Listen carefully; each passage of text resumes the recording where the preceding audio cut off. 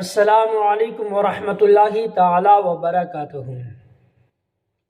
بسم اللہ الرحمن الرحیم۔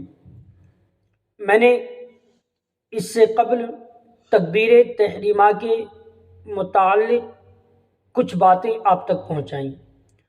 اب میں نماز کا دوسرا فرض قیام یعنی کھڑا ہونا، نماز میں قیام فرض ہے، یعنی نماز میں کھڑا ہونا اور قیام کی کمی کی جانب حد یہ ہے کہ ہاتھ پھیلائے اور دراز کرے تو گھٹنوں تک ہاتھ نہ پہنچے، اور پورا قیام یہ ہے کہ سیدھا کھڑا ہو۔ در مختار: قیام کی مقدار اتنی دیر تک ہے جتنی دیر قرات ہے، یعنی بقدر قرات فرض اور قیام بھی فرض ہے، اور بقدر قرات واجب و سنت قیام بھی واجب و سنت ہے۔ مذکورہ حکم پہلی رکعت کے سوا اور رکعتوں کا ہے۔ پہلی رکعت میں فرض کے قیام میں تکبیر تحریمہ کی مقدار بھی شامل ہو گئی، اور قیام مسنون میں ثنا، تعوذ اور تسمیہ کی مقدار شامل ہو گئی۔ بہار شریعت: قیام کے تعلق سے اہم مسائل: فرض، وتر، عیدین اور فجر کی سنت میں قیام فرض ہے۔ اگر بلا عذر صحیح بیٹھ کر یہ نمازیں پڑھے گا تو نماز نہ ہوگی۔ ایک پاؤں پر کھڑا ہونا یعنی دوسرے پاؤں کو زمین سے اٹھا کر رکھ کر قیام کرنا مکروہ تحریمی ہے، اور اگر کسی عذر کی وجہ سے ایسا کیا تو حرج نہیں۔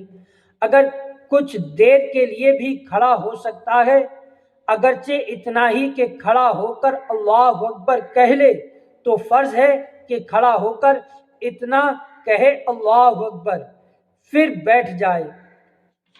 فتاوی رضویہ: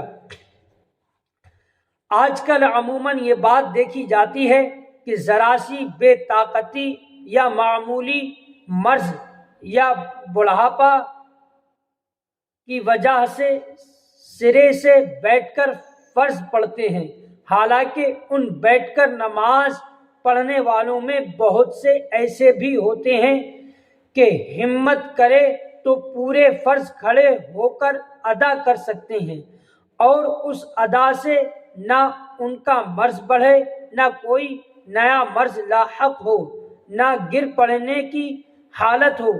بارہا کہ مشاہدہ ہے کہ کمزوری اور بیماری کے بہانے بیٹھ کر فرض پڑھنے والے کھڑے رہ کر بہت دیر تک ادھر ادھر کی باتیں کرتے رہتے ہیں۔ ایسے لوگوں کو بیٹھ کر فرض پڑھنا جائز نہیں، بلکہ فرض ہے کہ کھڑے ہو کر فرض ادا کریں۔ اگر کوئی شخص کمزور یا بیمار ہے لیکن عصیہ، خادم یا دیوار پر ٹیک لگا کر کھڑا ہو سکتا ہے تو فرض ہے کہ ان پر ٹیک لگا کر کھڑا ہو کر پڑھے۔ کشتی پر سوار ہے اور وہ چل رہی ہے تو بیٹھ کر اس پر نماز پڑھ سکتا ہے جبکہ چکر آنے کا گمان غالب ہو۔ اسی طرح چلتی ٹرین، بس، دیگر سواریوں میں اگر کھڑا رہنا ممکن نہیں تو بیٹھ کر نماز پڑھ سکتا ہے، لیکن پھر ادا کرے۔ قیام میں دونوں پاؤں کے درمیان 4 انگل کا فاصلہ رکھنا سنت ہے، اور یہی ہمارے امام اعظم سے منقول ہے۔ فتاوی رضویہ: قیام میں تراویح بین القدمین یعنی تھوڑی دیر ایک پاؤں پر زور وزن رکھنا، پھر تھوڑی دیر دوسرے پاؤں پر زور رکھنا سنت ہے۔ نماز کو حالت قیام میں اپنی نظر سجدے کی جگہ کرنا مستحب ہے۔ قیام میں مرد ہاتھ یوں باندھے کہ ناف کے نیچے دائیں ہاتھ کی ہتھیلی بائیں ہاتھ کی کلائی کے جوڑ پر رکھے، اور چھنگلیا اور انگوٹھا کلائی کے ارد گرد حلقہ کی شکل میں رکھے، اور بیچ کی تینوں انگلیوں کو بائیں ہاتھ کی کلائی کی پشت پر بچھا دے.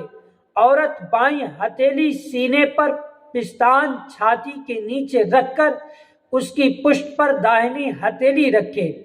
کھڑے ہو کر پڑھنے کی قدرت ہو جب بھی نماز نفل بیٹھ کر پڑھ سکتے ہیں، مگر کھڑے ہو کر پڑھنا افضل ہے. حدیث میں فرمایا ہے کہ بیٹھ کر پڑھنے والے کی نماز کھڑے ہو کر پڑھنے والے کی نصف ہے، اور اگر کسی عذر کی وجہ سے بیٹھ کر پڑھے تو ثواب میں کمی نہ ہوگی. آج کل عوام میں عام رواج پڑ گیا ہے کہ نفل نماز بیٹھ کر پڑھنی چاہیے، اور شاید نفل نماز بیٹھ کر پڑھنا افضل گمان کرتے ہیں، لیکن یہ خیال غلط ہے. نفل نماز بھی کھڑے ہو کر پڑھنا افضل ہے، اور کھڑے ہو کر پڑھنے میں دونا ثواب ہے. البتہ اگر بغیر کسی عذر کی بھی نفل نماز بیٹھ کر پڑھی تو نماز بلا کراہت ہو جائے گی، مگر ثواب آدھا حاصل ہوگا. حضور پرنور سرور